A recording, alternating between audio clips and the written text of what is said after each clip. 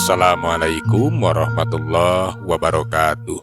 Sampurasun baraya tebang dangudi sareng bidangan dongeng Sundanya. Urang ngedongeng dia, urang neraskeun hanca dongeng anu katunda. Kalayan ngabantu jajara carios Jawarati Gunung Halimun atanapi si Badogo Rompang. Ieu dongeng teh karangan Mang Nyalira sok sanaos dongeng basajan, malah mandar janten hiburan. Atuh kabaraya anu satya manco kandongeng Mang di mana we ayana mugia sadayana aya dina kasehatan lahir sinarangan batin dilalancarekeun sagala rupinanya. Tong hilap dirojong ditaroelan tomol sukrep bae sukrep. Atuh mangoge nganuhunkeun kanu parantos like oge komen. Mangga mitra, supados teu nyangkolong teuing kana waktos, urang sami-sami dangukeun kumaha terasna ieu carita Jawarati Gunung Halimun atanapi si Badogo Rompang. Sok kaparayun sadayana.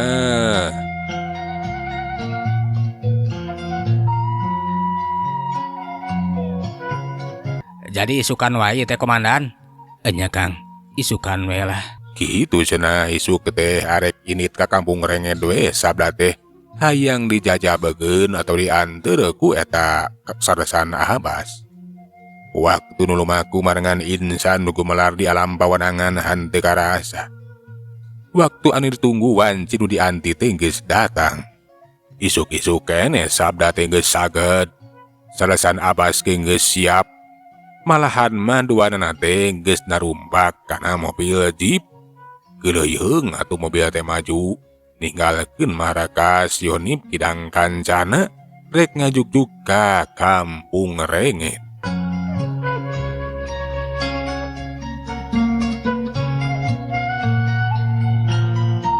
Cag urang tunda Kapten sabda jeung saresan Abas nu keur lumampah.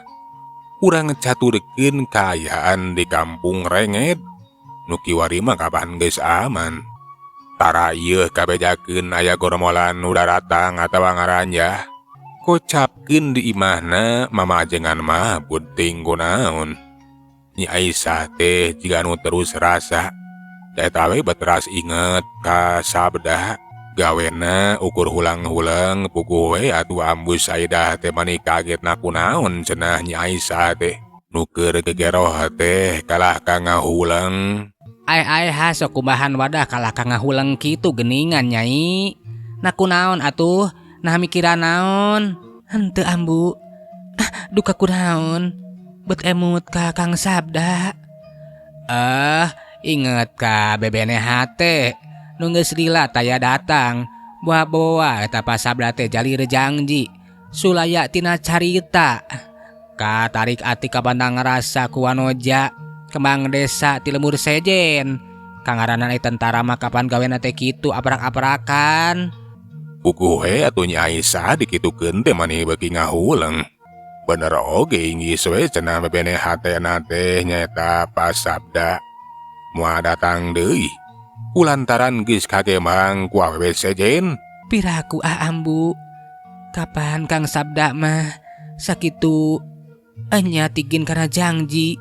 Mualu sulaya tina carita tangtos bakal pengkuh ambu bakal jajem moal kagoda ku anu jasejen. Ih Nyai, ari lalaki mah kabeh ge kitu. Ari dina biwir mah dina biwir ieu dina omongan rangu ieu rangu. Tapi ari buktina mah eta teh sok bohong. Komo kangaranan kagoda deui ku awewe sejen anu leuwih tibatan Nyai. Anu leuwih bahenol nerekom, anu leuwih geulis, leuwih bencrang. Najan pangguh oge najan nya eta Sabda teh lain laki karana tak karanjang. Bisa wae kagoda. Kabeng bat kuno sejen sok komo kapan di antara Nyai jeung pa Sabda teh acan katalian ieu. Ambu masuk nyingsiran ka abdi ulah atuh ambu. Muga bae Kang Sabda teh saenggana enya sumping deui ka dieu. Enya tapi mana Nyai mana? Didagoan ku ambu jeung si ama nepikeun ka kiwari teh acan datang. Piraku atuh? Kapan meureun tugas ge aya rengsena? Pancen aya beresna. Imang geus poho kitu mah aya bahan. Nyai teh geus di PHP. Nah naon ambu PHP teh? Ambi mana menguping? Ih, ari di PHP teh ieu geus dibobodo. Si nyai teh ukur dibere harapan anu palsu. Nah leres kitu Kang Sabda teh tega ka abdi saperupi kitu ambu. Ambi mah teu yakin Kang Sabda mah lalaki anu satia, lalaki sajati ambu. Lamun seugeunya lalaki sajati meureun geus aya datang. Bari jeung bakal dibarengan ku kolotna, bakal ngalamar si nyai. Kapanan nyaho si nyai teh? Teu saeutik para jajaka anu mikah hayang. Malahan mah nu geus jadi duda ge hanteu tinggaleun hayang ngawin nyai. Malahan mah teu saeutik para sodagar, jelema beunghar, teu sirikna mah miharep nyai teh jadi pamajikanana. Tapi kapanan geus nyaho nyai oge. Ambu teh saanyana miharep lamun si nyai teh ngahiji jeung eta Pasabda. Kulantaran saanyana ambu ge cop kana hate. Lamun eta Pasabda teh bener-bener picaloneun salaki nyai anu kacidah hadena ngan hanjakal. Ambu oge ukur di PHP.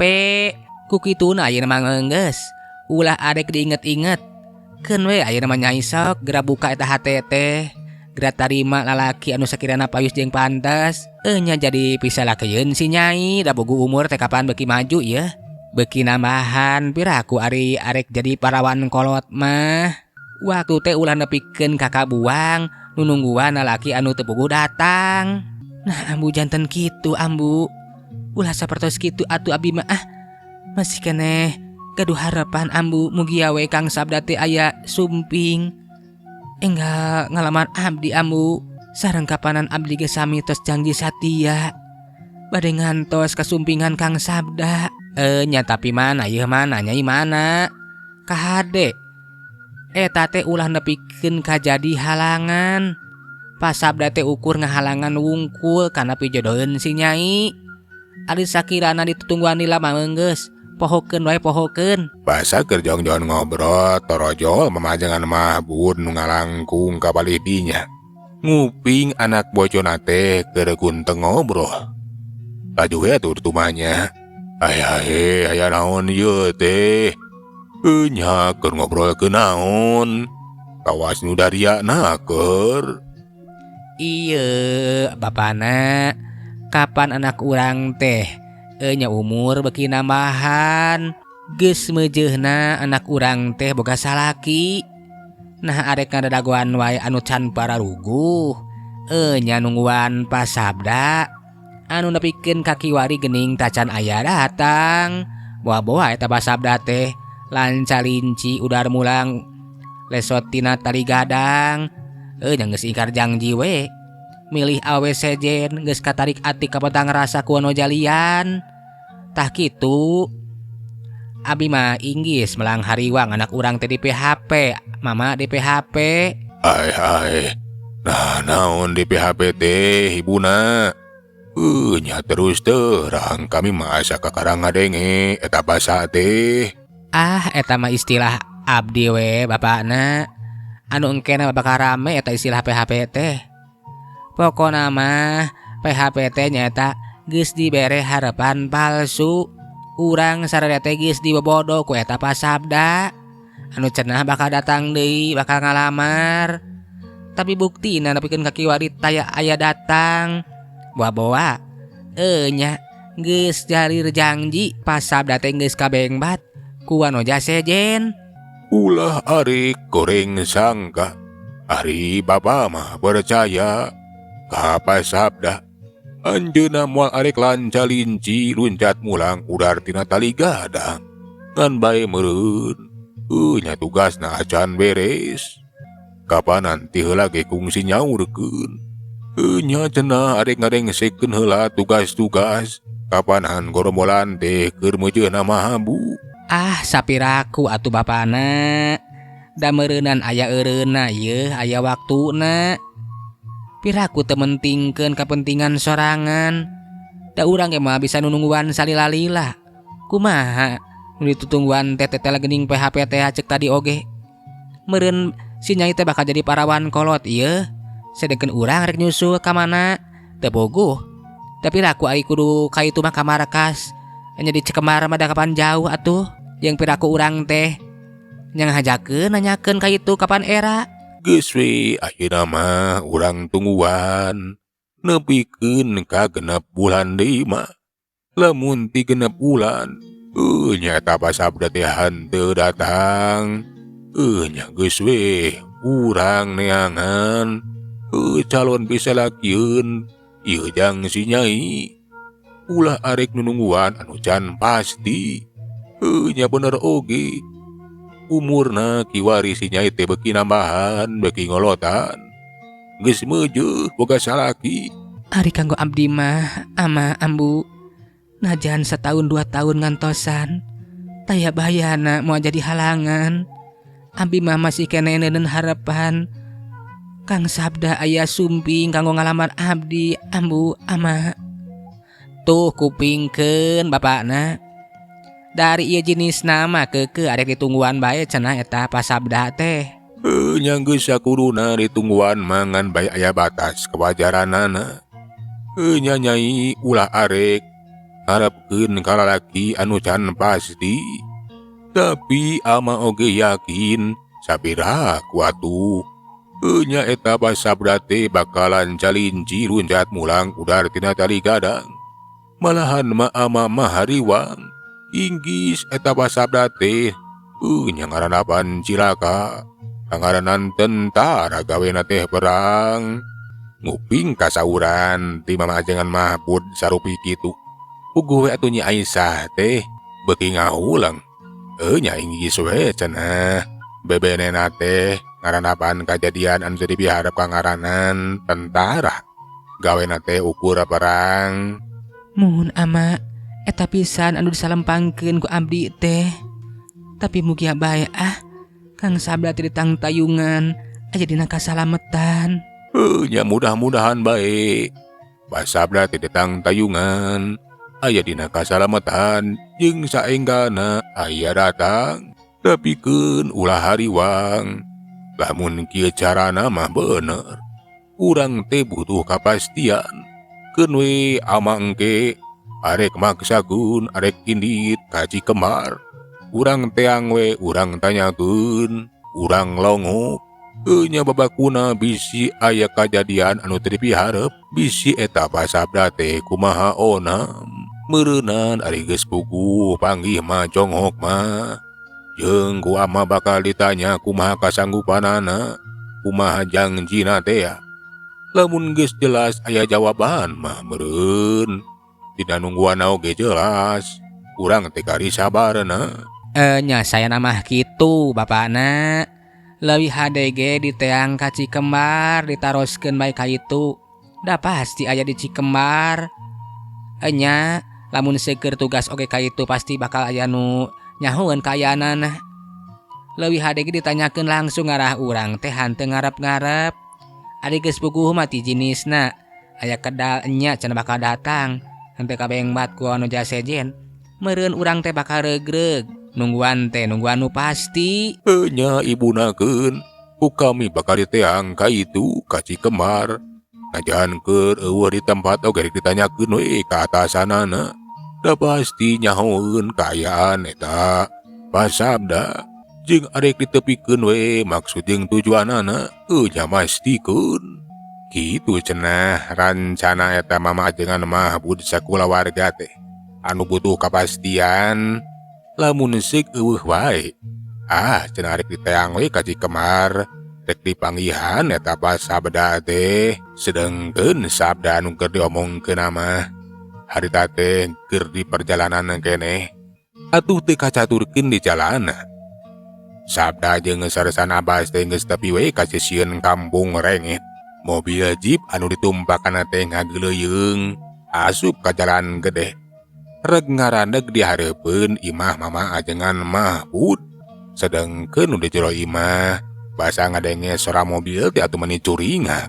Aya suara mobil Nyai. Ka itu toong nah saha? Nya ambu, aya swanten mobil. Keun ku abdi bakal dipilari. Lah juwe ku Nyai Sati ditoong keluar. Breh katampo mobil jeep. Nyeh Nyai Sah seurih. Lamun seuk teu era mah are kesurak. Kulantaran datang tetayalian teu beneh hatena. Anu tadi dicaritakeun, tadi diobrolkeun, teteh geuning aya datang nepungan. Saha Nyai semah teh? Kang Sabda ambu. Kang Sabda geningan. Enya Kang Sabda teh aya sumping ambu. Sabda. Nu bener ieu. Kapan tadi teh tas diobrolkeun? Enya Kang Sabda ambu. Teh telah leres geningan panjang umur. Ku urang tadi diobrolkeun aya sumping ambu. Euleuh hasok ka itu geura papageun bageakeun ieu. Nya teu sangganya tadi diobrolkeun geuning aya datang. Ni Aisyah teh gura-giru we atuh mukakeun panto arek ngabageakeun kedatangan beneh hatena. Brai panto muka. Breh katempo. Dua urang lalaki nyampeurkeun.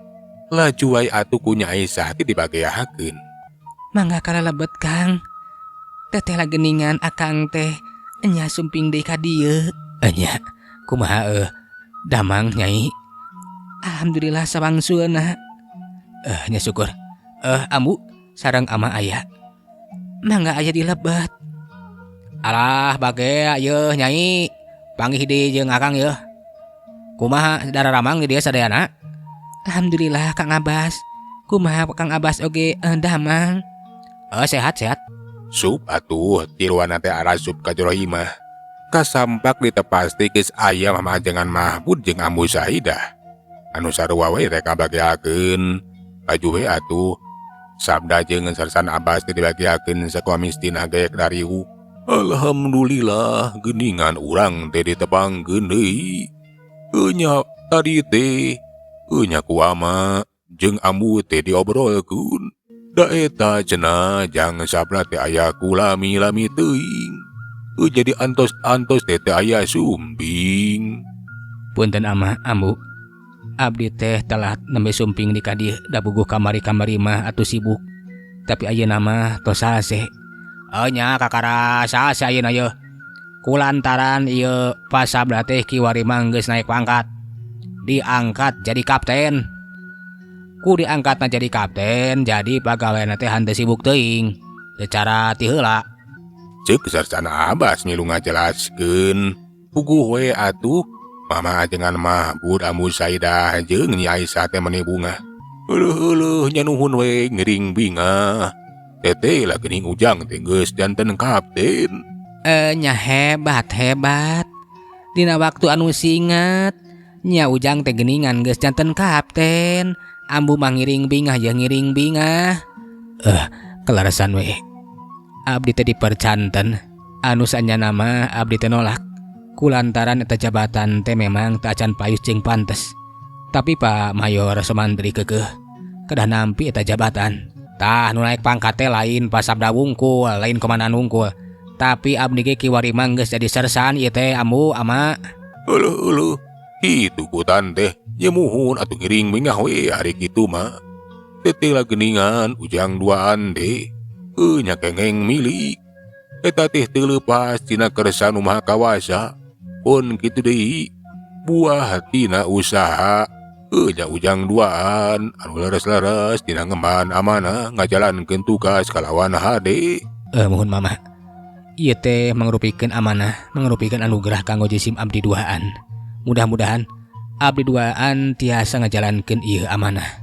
Anu tangtos langkung luhur jabatan, langkung berat tanggung jawabna. Nya laras pisan tapi nya ama mah percaya. Ujang bakal bisa nyekel eta amanah.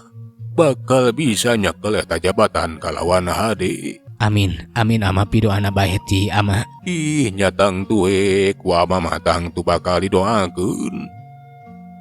Ieu teh rek langsung tumanya we ka Ujang da puguh tadi oge kapan. Nya ama jeung si Ambu pon kitu di si Nyai teh keur ngobrolkeun ngeunaan Ujang.